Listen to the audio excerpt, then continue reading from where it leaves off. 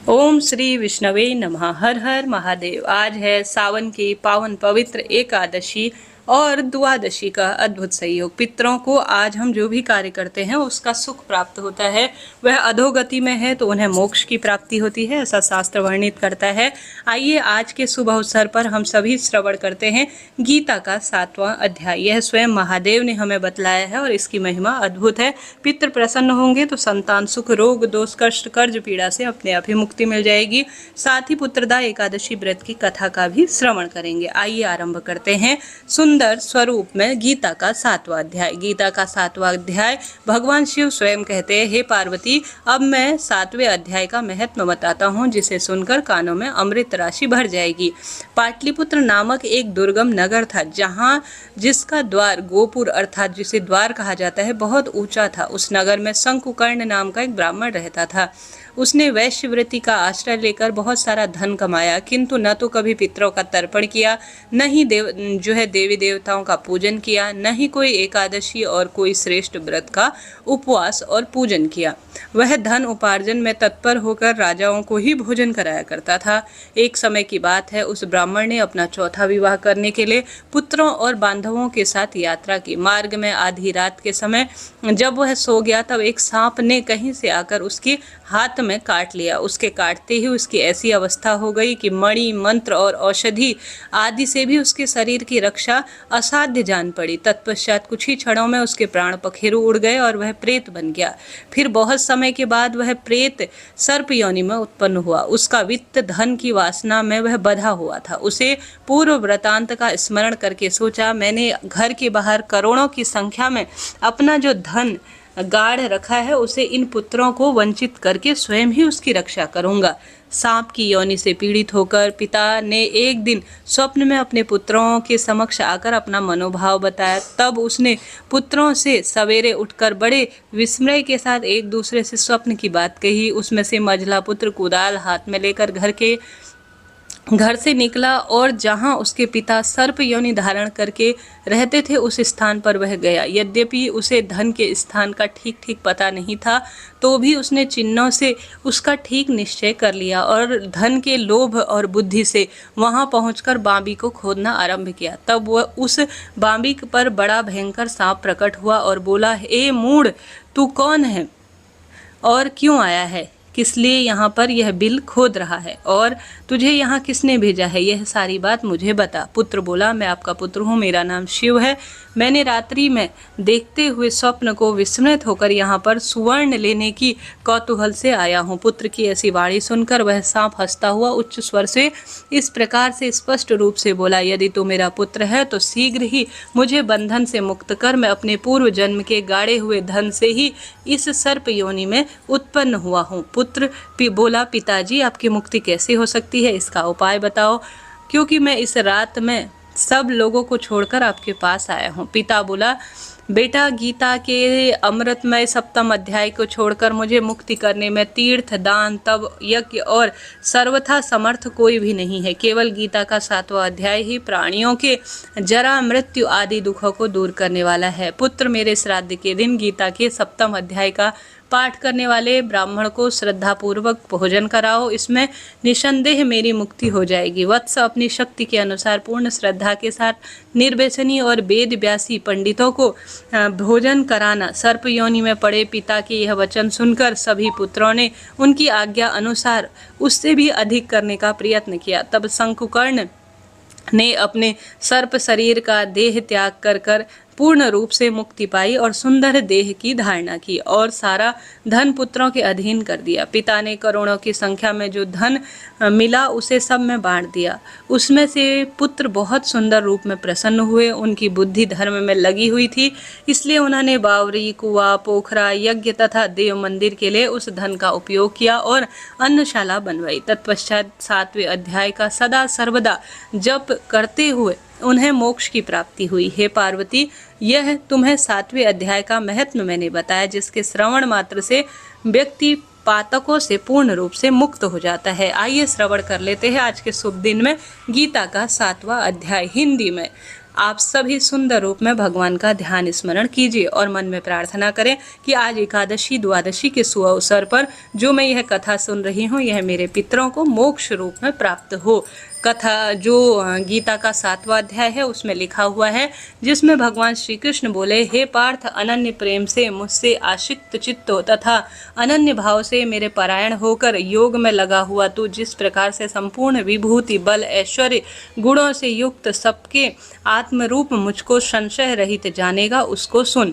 मैं तेरे लिए इस विज्ञान सहित तत्व ज्ञान को संपूर्णतया कहूँगा, जिसे जानकर संसार में फिर भी और कुछ भी जानने योग्य शेष नहीं रहेगा। हजारों मनुष्यों में से कोई मेरी एक प्राप्ति के लिए यत्न करता है और उन यत्न करने वाले योगी यो में कोई मेरे लिए पारायण होकर मुझको तत्व से अधिक यथार्थ रूप में जानता है। पृथ्वी, जल, अग्नि, वायु, आकाश, मन, बुद्धि और अहंकार भी इस प्रकार यह 8 प्रकार के विभाजित मेरी प्रकृति है। यह 8 प्रकार के भेदों वाली तो अपरा अर्थात मेरी जड़ प्रकृति है। और हे महाभावों, इससे दूसरे को जिससे यह संपूर्ण जगत धारण किया जाता है वह मेरी जीव रूपा परा अर्थात चेतना प्रकृति जान।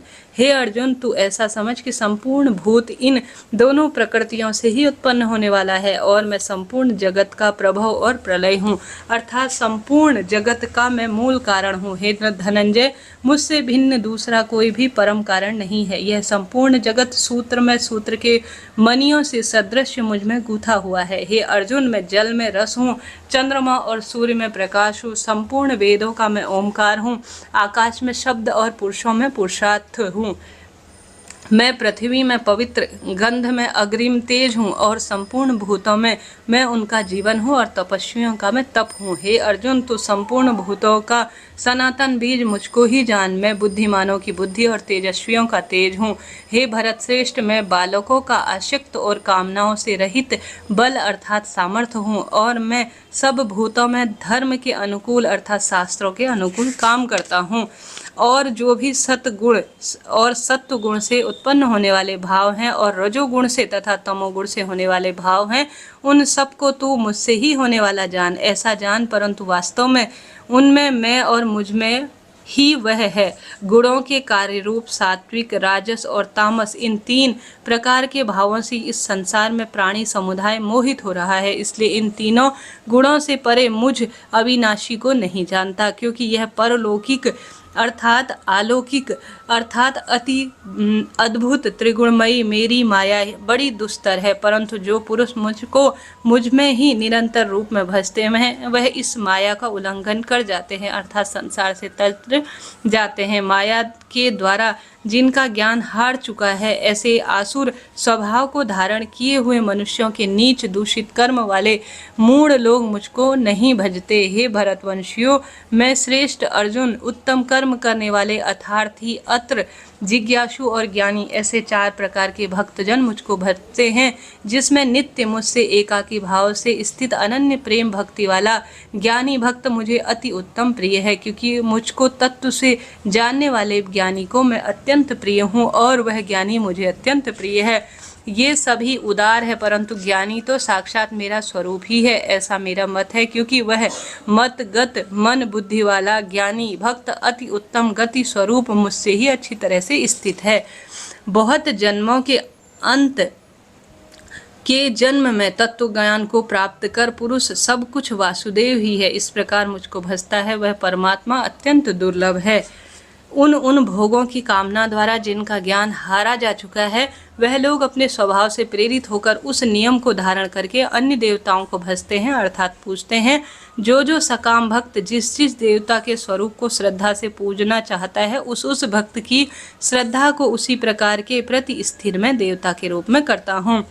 वह पुरुष उस श्रद्धा से युक्त होकर उस देवता का पूजन करता है और उस देवता से मेरे द्वारा ही विधान किए हुए उन इच्छित भोगों का निसंदेह में प्राप्त करता हूँ। परंतु उन अल्प बुद्धि वालों का वह फल नाशवान है तथा वे देवताओं को पूजने वाले देवताओं को प्राप्त होते हैं और मेरे भक्त चाहे जैसे भी भजे, अंत में वह मुझको ही प्राप्त होते हैं। बुद्धिहीन पुरुष मेरे अनुतम अविनाशी परम भाव को न जानते हुए मन इंद्रियों से परे मुझ सच्चिदानंद परमात्मा की भांति जन्म कर व्यक्ति भाव को प्राप्त हुआ मानते हैं। अपनी योग माया से छिपा हुआ मैं सबके प्रत्यक्ष नहीं होता, इसलिए यह अज्ञानी जन समुदाय मुझ जन्म रहित अविनाशी परमेश्वर को नहीं जानता, अर्थात मुझको जन्म से मरने वाला समझता है। हे अर्जुन, पूर्व में व्यतीत हुए और वर्तमान में स्थित तथा आगे होने वाले सब भूतों को मैं जानता हूँ, परंतु मुझको कोई भी श्रद्धा भक्ति रहित पुरुष नहीं जानता। हे भरतवंशी अर्जुन, संसार में इच्छा और द्वेष से उत्पन्न सुख दुख द्वंद्व रूप से मोह से संपूर्ण प्राणी अत्यंत अज्ञानता को प्राप्त हो रहे हैं, परंतु निष्काम भाव से श्रेष्ठ कर्मों का आचरण करने वाले जिन पुरुषों का पाप नष्ट हो गया है, वह राग द्वेष से जनित द्वंद्व रूप मोह से मुक्त दृढ़ निश्चयी भक्त मुझको सब प्रकार से भजते हैं। जो मेरे शरण होकर जरा और मरण से छूटने के लिए यत्न करते हैं, वह पुरुष उस ब्रह्मा को, संपूर्ण आध्यात्म को, संपूर्ण कर्म को जानते हैं। जो पुरुष अधिभूत और अधिदैवक के सहित तथा अधियज्ञ के सहित सबका आत्मरूप मुझे अंतकाल में भी जानते हैं, वह युक्त चित्त वाले पुरुष मुझे जानते हैं, अर्थात मुझे अंत में प्राप्त हो जाते हैं। इस तरह से यह गीता का 7वां अध्याय है भक्तजनों, जो मैंने आपको श्रवण कराया। आइए पुत्रदा एकादशी व्रत की कथा भी भगवान श्री कृष्ण की जय। पुत्रदा एकादशी की जय। एक बार की बात है, महाराज युधिष्ठिर ने पूछा, हे भगवान, आपने सभी एकादशियों का महत्व मुझे बड़ी कृपा करके बता दिया। अब सावन महीने के शुक्ल पक्ष की एकादशी का क्या नाम है, उसकी भी विधि बताओ, और उनमें किस देवता का पूजन करना चाहिए और कैसे विधान रखना चाहिए, यह सारी बात मैं जानने का इच्छुक हूँ। तब भक्तवत्सल भगवान श्री कृष्ण बोले, हे राजन, इस एकादशी का नाम पुत्रदा एकादशी है। इसमें भी भगवान नारायण की ही पूजा की जाती है और भगवान चर और अचर संसार में पुत्रदा एकादशी के समान कोई दूसरा व्रत नहीं है। इसके पुण्य से तपस्वी मनुष्य विद्वान और लक्ष्मीमान होता है। इसके बारे में एक कथा है जो तुम्हें ध्यान से मैं सुनाता हूँ, तुम ध्यान पूर्वक इसे सुनना। कथा के अनुसार भद्रवती नामक नगरी में सुकेतुमान नाम का एक राजा राज्य करता था। उसके कोई पुत्र नहीं था। उसकी स्त्री का नाम श्राव्या था। वह निपुत्री होने के कारण सदैव चिंतित रहा करती थी। राजा के पितृ भी रो रो कर पिंड लिया करते थे और सोचा करते थे कि इनके बाद हमारा पिंडदान कौन करेगा। राजा को भाई बांधव, धन, हाथी घोड़े, राज्य और मंत्री, इन सब में से किसी भी प्रकार का कोई संतोष इनको देखकर नहीं होता था। वह सदैव यही विचार करता था कि मेरे मरने के बाद मुझको कौन पिंडदान करेगा। बिना पिंडदान के ही हमेशा रहेंगे और मेरा जीवन भी निरर्थ हो जाएगा। बस यही सोचकर चिंतित था। बिना पुत्र के पितरों और देवताओं का ऋण मैं कैसे चुका सकता हूँ। जिस घर में पुत्र ना हो उस घर में सदैव अंधेरा रहता है, इसलिए पुत्र प्राप्ति के लिए यत्न करना चाहिए। जिस मनुष्य का पुत्र नहीं हो उसका मुख देखना सही नहीं माना जाता। ऐसा सोचते हुए वह सोचने लगा, जिस मनुष्य के पुत्र का मुख देख लिया वह धन्य हो जाता है। उसको इस लोक में यश और परलोक में शांति मिलती है, अर्थात उसके दोनों लोक सुधर जाते हैं। पूर्व जन्म के कर्म से ही इस जन्म में पुत्र, धन और सुख समस्त चीजें मिलती है। राजा इसी प्रकार रात दिन चिंता में लगा रहता था।